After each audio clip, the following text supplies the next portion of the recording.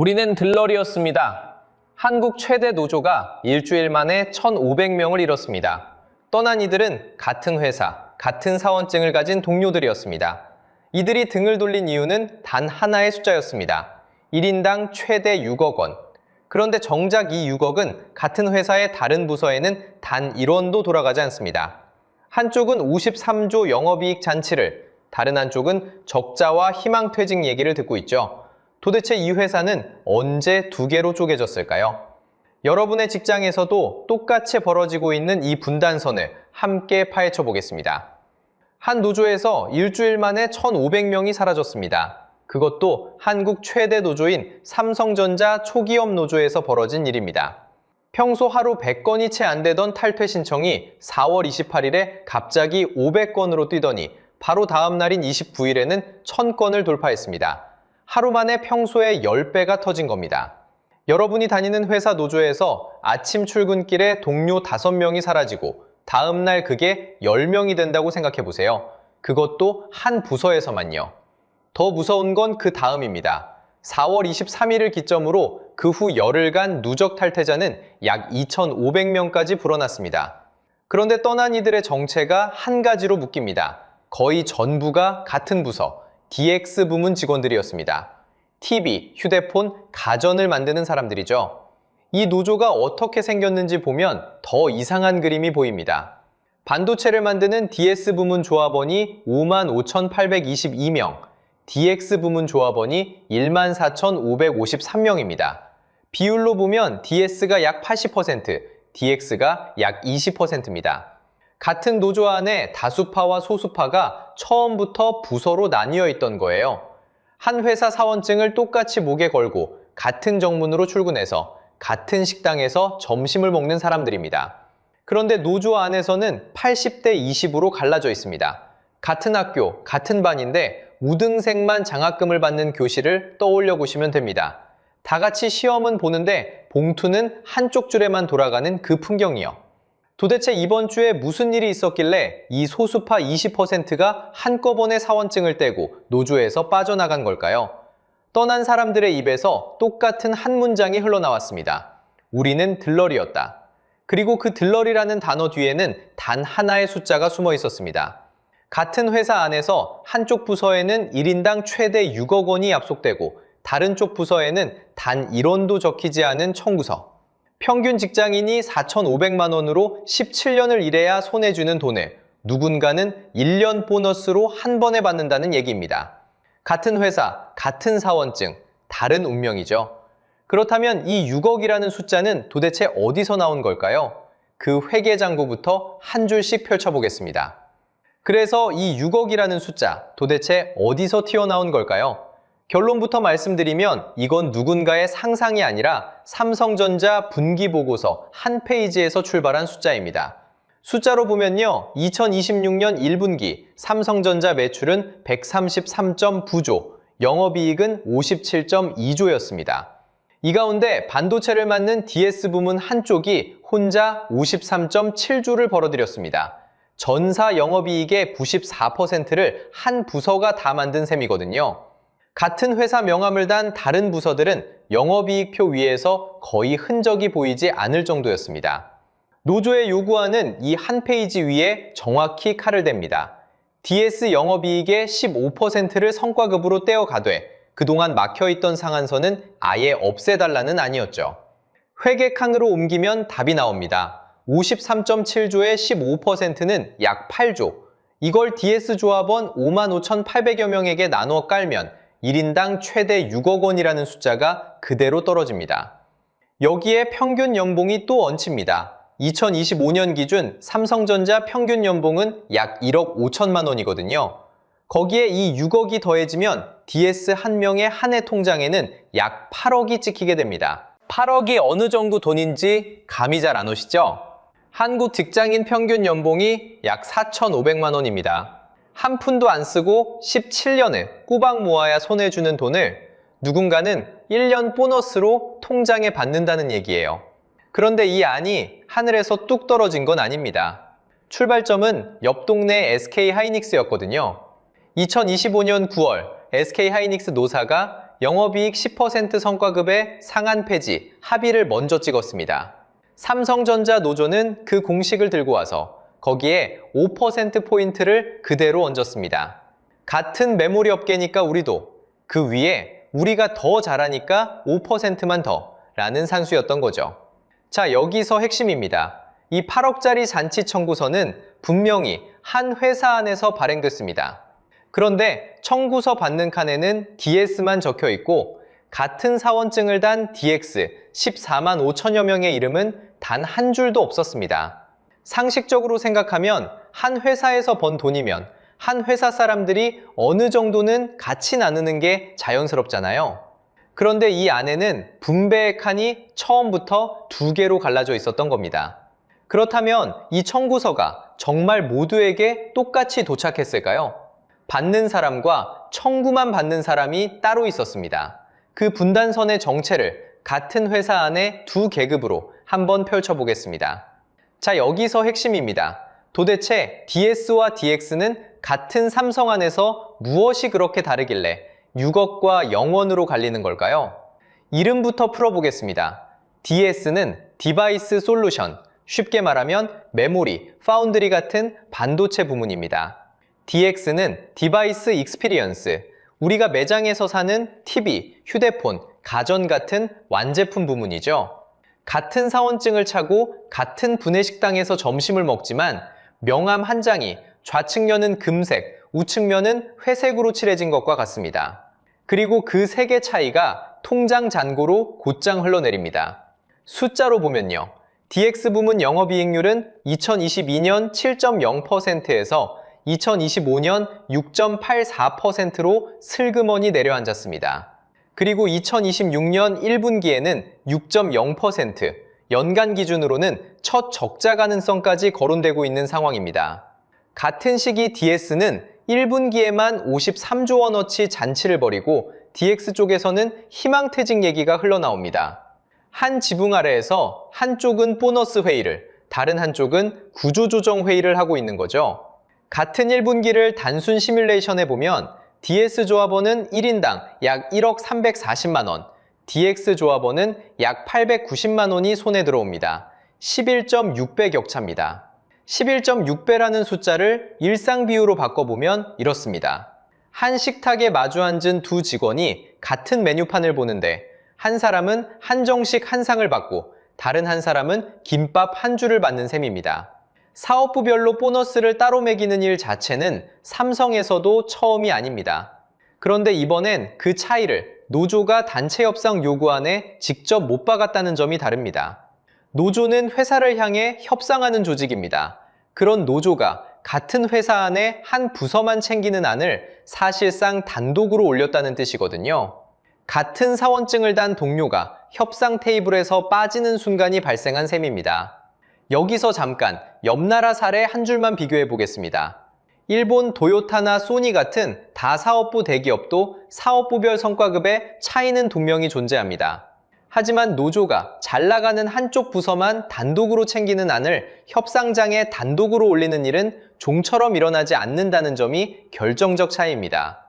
이유는 일본 노조가 기본적으로 한 회사 단위에서 모든 사업부를 함께 묶어 협상하는 관행을 가지고 있기 때문입니다. 잘 되는 부서가 안 되는 부서를 일정 부분 끌고 가는 묶음 협상 구조죠.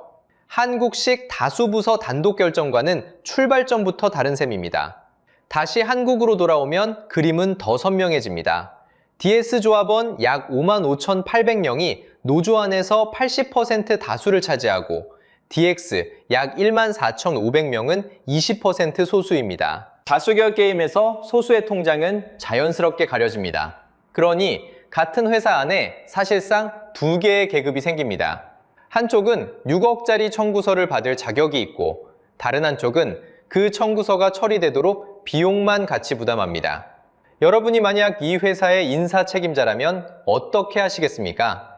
적자 압박을 받는 부서 직원의 손에 흑자 부서, 보너스를 위한 청구서를 지어줄 수 있을까요?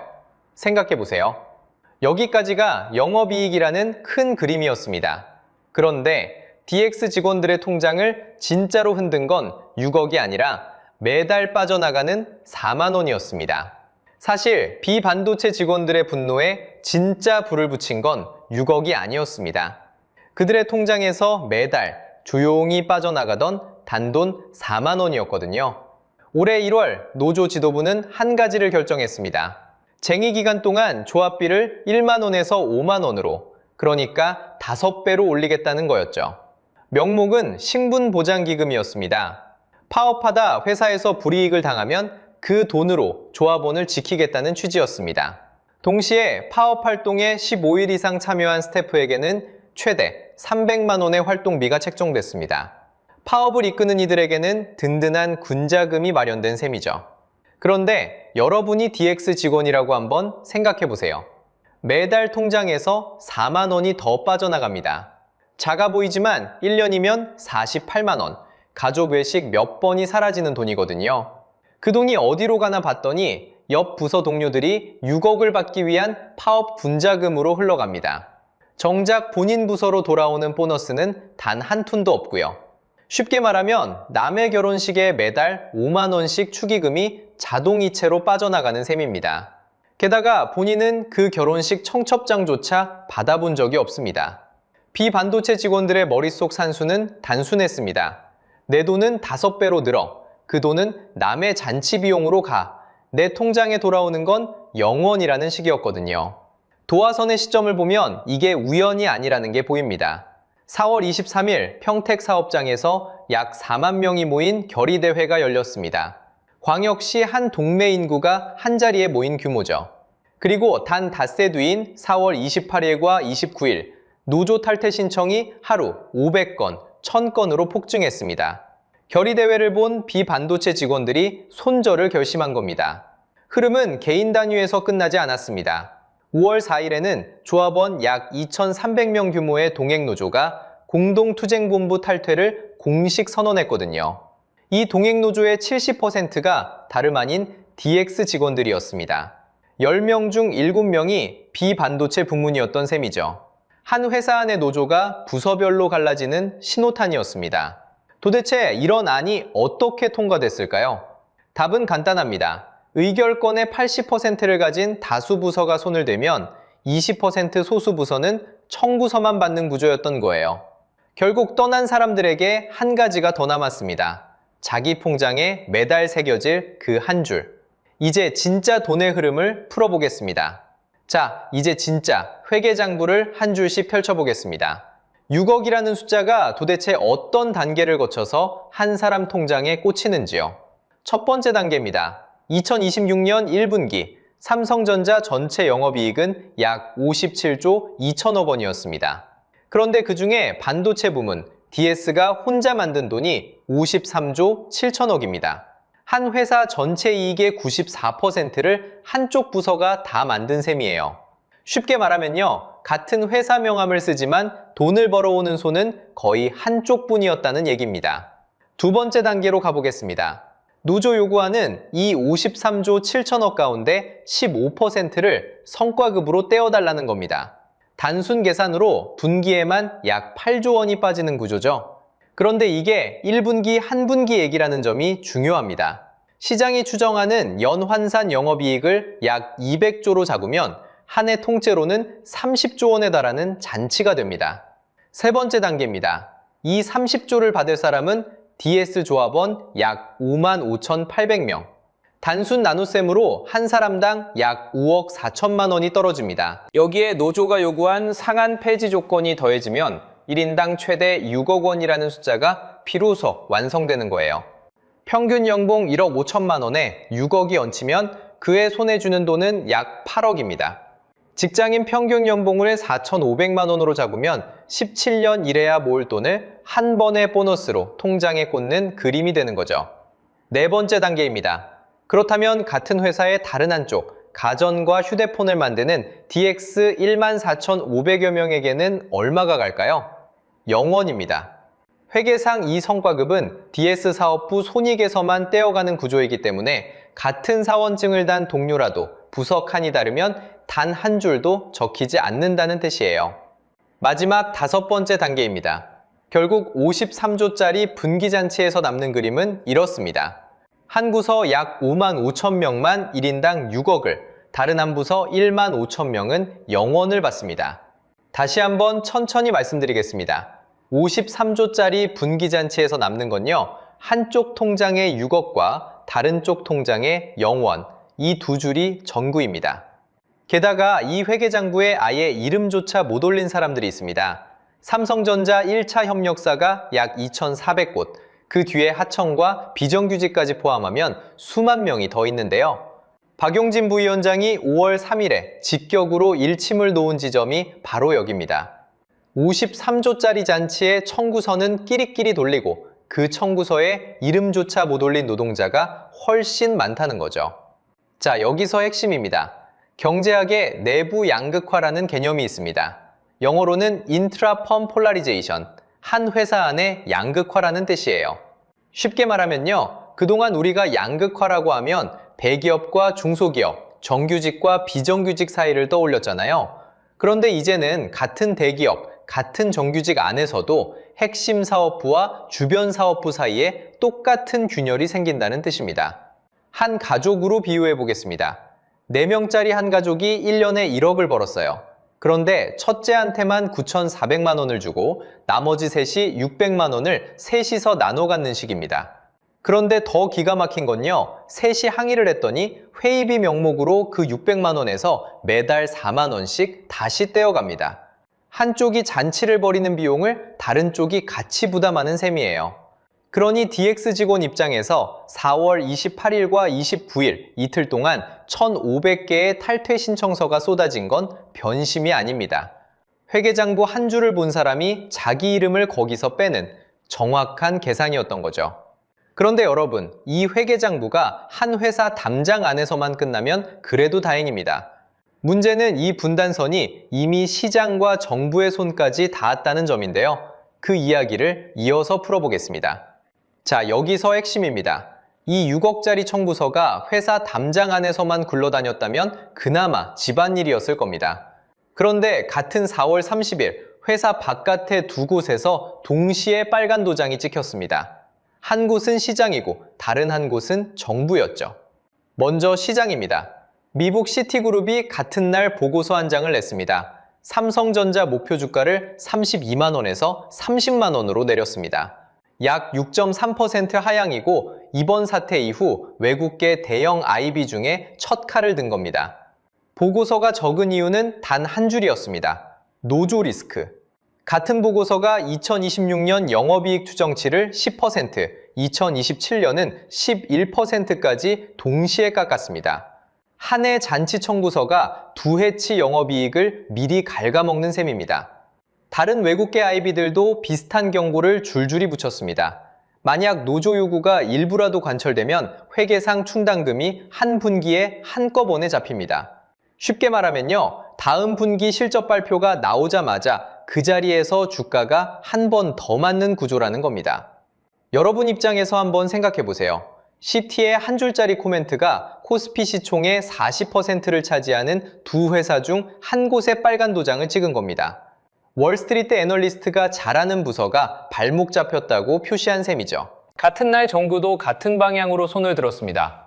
이재명 대통령이 4월 30일 수석 보좌관 회의에서 한마디를 던졌습니다. 자신들만 살겠다고 과도한 요구를 하면 다른 노동자에게도 피해가 간다. 노동절 바로 전날에 나온 말입니다. 김정관 산업통상부 장관도 이어서 한마디를 더 보탰습니다. 삼성전자 이익을 회사 사람들끼리만 나눠 가져도 되는지 물어야 한다. 정부가 노동절 직전에 노조를 향해 공개적으로 견제구를 던진 건 흔한 장면이 아닙니다. 그런가 하면 같은 시기 여론조사도 같은 방향으로 갔습니다. 리얼미터가 4월 27일과 28일 1,000명에게 물었습니다. 이번 노조 요구가 부적절하다는 응답이 69.3%, 정당한 권리라는 응답이 18.5%였습니다.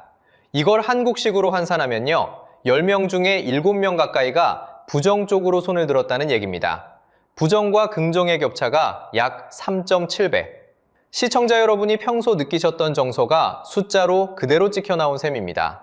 도대체 왜 한국에서만 이 갈등이 이렇게 거칠게 표면화될까요? 일본은 같은 사업부 양극화가 있어도 노조가 기업별로 한 묶음 협상을 해서 한쪽 부서만 챙기는 안을 단독으로 올리지 않습니다. 미국은 NLRB라는 노동위가 단순 다수결로 회사별 노조를 인증하지만 그 단위는 보통 한 사업장에 한정되죠.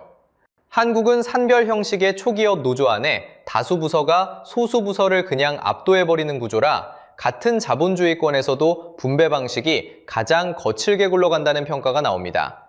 결국 외부의 평가는 한 방향이었습니다. 시장은 빨간 도장, 정부는 견제구, 여론은 3.7배 부정. 회사 안에서 다수가 통과시킨 안이 회사 밖에서 3차례나 동시에 제동을 받은 겁니다. 그런데 진짜 위험은 따로 있습니다. 이번에 등을 돌린 비반도체 1,500명이 다음에 어디로 가느냐? 그리고 이 6억짜리 공식을 다른 대기업 노조가 그대로 베껴 쓰기 시작하면 어떤 도미노가 시작되느냐? 그게 한국 산업 전체의 다음 장면을 정합니다. 자, 여기서 핵심입니다. 이번 사태가 무서운 진짜 이유는 삼성 한 회사 안의 균열로 끝나지 않는다는 겁니다. 도미노는 이미 작년 가을부터 한 칸씩 넘어가고 있었거든요. 시작은 2025년 9월 SK 하이닉스였습니다. 노사가 영업이익의 10%, 그러니까 10칸짜리 케이크 한 칸을 통째로 성과급으로 떼주고 게다가 상한선까지 없애기로 합의해버린 거죠. 그 다음 칸이 지금 이번 봄의 삼성전자 노조입니다. 옆집이 10%를 받았으니 우리는 여기에 5%포인트를 더 얹어서 15%, 1인당 최대 6억 원을 달라고 청구서를 내민 겁니다. 그런데 도미노는 반도체 두 회사에서 멈추지 않았습니다. 바로 옆에서 현대차 노조가 2024년 순이익 10조 3,600억 원의 30%, 약 3조 원짜리 청구서를 들고 협상장에 들어와 있거든요. LGU 플러스 노조도 같은 공식입니다. 영업이익의 30%를 성과급으로 직원 1인당 약 2,700만 원, 중형차 한 대 값을 매년 보너스로 받겠다는 안이 이미 테이블 위에 올라가 있는 거예요. 여러분, 이상하지 않으십니까? 한국의 노조 조직률은 2024년 기준 13%, 10명 중 1명꼴입니다. 미국 9.9, 영국 22, 일본 16, 대만 33%와 비교하면 한국은 결코 노조의 나라가 아닙니다. 그런데도 핵심 대기업 노조 한 곳이 청구서를 내미는 순간 협력사 2,400곳과 하청, 비정규직 수십만 명의 통장이 같이 흔들리는 거죠. 이걸 경제학에서는 포로 시장이라고 부릅니다. 쉽게 말하면요, 한국처럼 핵심 산업이 소수 대기업에 묶여있는 구조에서는 그 한 칸이 흔들리면 뒤에 줄 선 협력사 2,400곳이 도망갈 곳이 없습니다. 한 시장에 인질로 잡힌 셈인 거죠. 그리고 또 하나, 전환 비용이라는 개념이 있습니다. 한 카페가 라떼 값을 올리면 옆 카페도 따라 올리지 않으면 직원들이 다 도망가 버리잖아요. 노조판도 똑같습니다. 한번 영업이 비례성과급의 상한선 폐지라는 공식이 박히면 옆 회사 노조가 그걸 안 따라가는 순간 자기 조합원이 등을 돌립니다. SK 하이닉스 한 칸이 도미노 전체의 속도를 결정해버린 이유가 여기에 있는 거예요. 결국 이 모든 흐름이 모이는 곳은 단 하나, 여러분의 통장과 일자리입니다. 이 영상의 마지막 한 장면을 함께 보시죠. 자, 여기서 마지막으로 한 가지를 함께 생각해 보셔야 합니다.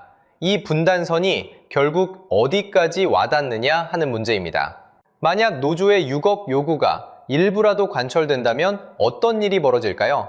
외국계 IB들은 이미 2026년과 2027년 영업이익 추정치를 동시에 끌어내리기 시작했습니다. 코스피 전체 시가총액 6천조 가운데 40% 이상을 양대 반도체 기업이 떠받치고 있습니다. 괌 역시 하나의 살림살이가 두 회사 어깨에 얹혀있는 셈이죠. 그 두 회사가 흔들리면 약 1,400만 명에 달하는 개인 주주의 계좌, 그리고 국민연금에 매달 돈을 넣고 계신 약 2,200만 가입자의 통장이 같이 출렁입니다. 결국 남의 잔치가 아니라 여러분의 잔고였던 겁니다. 반대로 이 요구가 무산되면 또 다른 그림이 펼쳐집니다. 노노 갈등은 장기화되고 동행노조 같은 분리 흐름은 더 빨라지겠죠. 그러면 한국 산업 전체의 노조 지형이 한 번 더 갈라집니다. 한쪽은 핵심 부서끼리 뭉치고 다른 한쪽은 적자 부서와 협력사 직원들이 따로 모이는 구조가 굳어지는 거예요.